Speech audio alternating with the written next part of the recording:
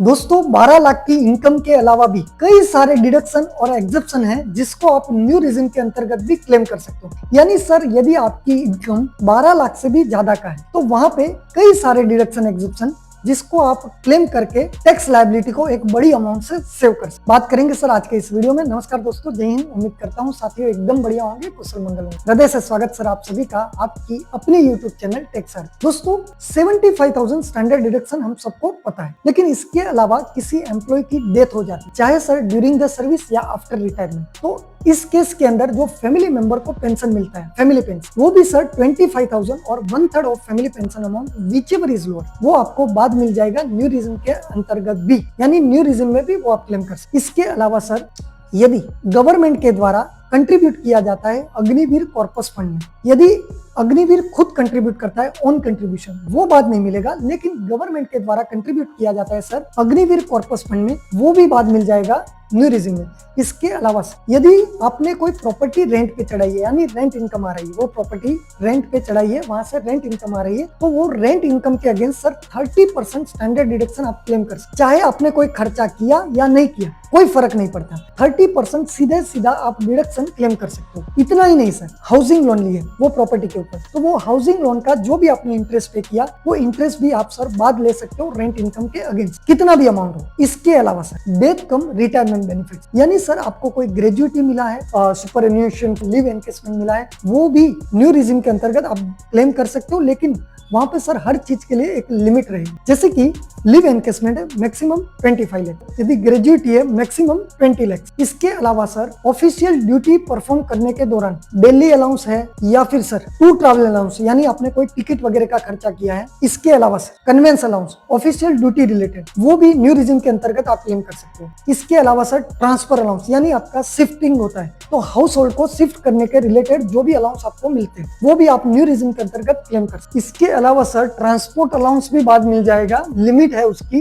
वो transport allowance भी new regime के अंतर्गत बाद मिल जाएगा, पर वो स्पेशली एबल पर्सन, यानी कोई हैंडीकैप पर्सन है या कोई ब्लाइंड है वगैरह, यानी स्पेशली एबल पर्सन के लिए वो बाद मिलेगा। अदरवाइज नॉर्मल पर्सन के लिए सर ट्रांसपोर्ट अलाउंस बाद नहीं मिलेगा। एग्रीकल्चर इनकम, वो भी आप न्यू रिजिम के अंतर्गत भी सेम पहले की तरह बाद मिलेगा, वो टैक्सेबल नहीं था पहले भी, अभी भी टैक्सेबल नहीं है एग्रीकल्चर इनकम। इसके अलावा सर यदि आपने पीपीएफ या सुकन्या जैसी स्कीम में निवेश किया, यानी पीपीएफ सुकन्या समृद्धि योजना, उसमें निवेश किया है, तो वहां से जो भी इंटरेस्ट इनकम मिल रहा है प्लस उसके मैच्योरिटी पे जो भी अमाउंट मिलेगा, वो भी सर न्यू रिजिम के अंतर्गत आप क्लेम कर सकते हो।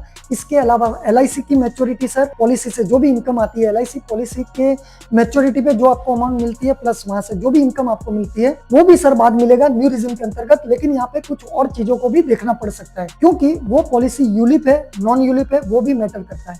इसके अलावा सर पॉलिसी इश्यू डेट, सम एश्योर या प्रीमियम का अमाउंट, वो भी देखना पड़ेगा। अदरवाइज न्यू रिजिम के अंतर्गत भी आप एलआईसी पॉलिसी के मैच्योरिटी पे जो भी आपको अमाउंट मिलती है या जो भी आप प्रॉफिट कमा रहे हो, वो बाद मिल जाए। इसके अलावा sir post office saving account से जो भी आपको इंटरेस्ट मिलता है, यदि इंडिविजुअल अकाउंट तो 3500 और ज्वाइंट अकाउंट है सर 7,000, तो वो अमाउंट तक न्यू रिजिम के अंतर्गत भी ये आपको बाद मिल जाएगा। इसके अलावा सर सेक्शन 54 सीरीज के जो एग्जेप्शन पहले मिलते थे, वो कंटिन्यू न्यू रिजिम में भी मिलेंगे। यानी सर प्रॉपर्टी बेचने पर जो भी आप कैपिटल गेन कमाते थे, उसके अगेंस्ट कई सारे एग्जेप्शन आपको बाद मिलते हैं, जो आपकी बड़ी अमाउंट की टैक्स लायबिलिटी को सेव करते हैं। Section 54, 54B, 54F। इसके अलावा सर नॉर्मल डेप्रिसिएशन तो आपको न्यू रिजिम में बाद मिलेगा, लेकिन एडिशनल डेप्रिसिएशन है वो न्यू रिजिम के अंतर्गत नहीं मिलेगा, वो भी ध्यान रखना है। यदि आपका एम्प्लॉयर कंट्रीब्यूट करता है एनपीएस में आपके बिहाफ पे, एम्प्लॉई कंट्रीब्यूशन नहीं सर, एम्प्लॉयर कंट्रीब्यूशन, मतलब आपके एम्प्लॉयर के द्वारा जो कंट्रीब्यूट किया जाता है आपके बिहाफ पे एनपीएस में, नेशनल पेंशन स्कीम में, तो वो भी sir 14% of basic salary plus dearness allowance, वो भी बाद मिल जाएगा इतनी अमाउंट तक। पहले सर ये 10% था, अभी 14% है। इवन गवर्नमेंट एम्प्लॉयज भी 14% तक क्लेम कर सकते हैं। ओल्ड रिजिम में यही लिमिट 10%। ड्यूरिंग द साल 50,000 तक यदि आप गिफ्ट ले रहे हो, किसी से भी ले सकते हो, फ्रेंड, रिलेटिव्स और कोई अननोन पर्सन से भी 50,000 तक है साल भर में, तो वो भी सर न्यू रिजिम में बाद मिल जाएगी। इसके अलावा सर यदि कोई बिजनेसमैन है, वो एम्प्लॉयमेंट जनरेशन के लिए न्यू एम्प्लॉयज को हायर करता है,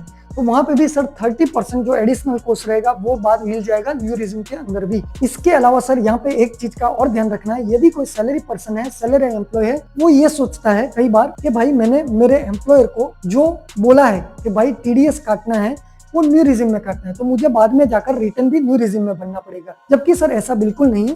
भले ही आपके एम्प्लॉयर ने आपके बोलने पर न्यू रिज्यूम में टीडीएस काटा है, लेकिन बाद में जाकर रिटर्न भरते वक्त आपको लगता है कि ओल्ड रिज्यूम ज्यादा बेनिफिशियल है, तो आप बिल्कुल ओल्ड रिज्यूम में रिटर्न भर सकते हो और जो रिफंड आपके लिए है वो उसको क्लेम कर सकते हो, यानी रिफंड को क्लेम कर सकते हो, वो वापस ले सकते हो। इसके अलावा एक चीज का और ध्यान रखना, यदि आपकी बिजनेस इनकम है, प्रोफेशन या फ्रीलांसर के तौर पर इनकम है, लाइफ टाइम में सिर्फ एक ही बार ऑप्शन है, यानी पूरी लाइफ में आप एक ही बार ओल्ड रिज्यूम से स्विच आउट कर सकते हो। यदि आपकी अदर देन बिजनेस प्रोफेशन या फ्रीलांसर के तौर पर इनकम है, यानी उसके अलावा कोई भी इनकम है, बिजनेस प्रोफेशन या फ्रीलांसर के तौर पर इनकम नहीं, आप सिर्फ सैलरी से कमाते या पेंशन से इनकम आ रही है, तो वहां पे हर साल सर आपके पास ऑप्शन रहेगा, आप ऑप्शंस को स्विच इन या स्विच आउट कर सकते हो। लेकिन ध्यान रखना, यदि बिजनेस प्रोफेशन से इनकम है तो आपको कंपलसरी लाइफ टाइम में एक ही बार ऑप्शन रहेगा, यहाँ पे आप स्विच आउट कर सकते हो ओल्ड रिज्यूम। दोस्तों आज के लिए बस इतना ही। उम्मीद करता हूँ आज का वीडियो आपके लिए कुछ हद तक यूजफुल रहा होगा। नेक्स्ट वीडियो में मिलेंगे सर ऐसे ही यूजफुल इन्फॉर्मेशन के साथ, तब तक के लिए दोस्तों अलविदा। Thank you very much. जय हिंद दोस्तों।